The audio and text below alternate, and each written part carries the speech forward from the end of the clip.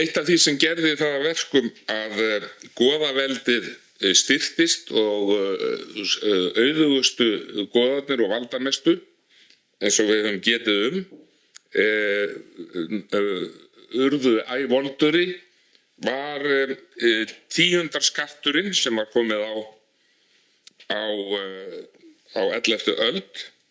Þannig að stór hluti skattheimtur í landinu rann til eigenda kirkjujarða og það voru þá goðarnir í hver í sínum landshluta sem réðu fyrir höfuð í kirkjum þar og þeir innheimtu þennan skatt.